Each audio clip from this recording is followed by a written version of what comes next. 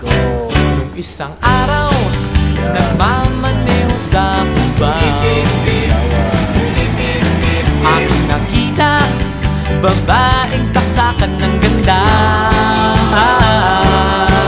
Sinundan ko ang kotseng sinasakyan niya.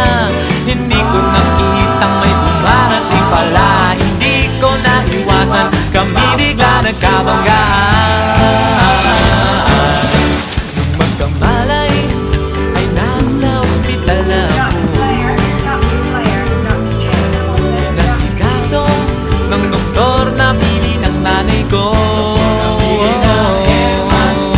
Biglang-bigla na lang ang nurse nandyan na, at para kong nakitang anghel sa ganda.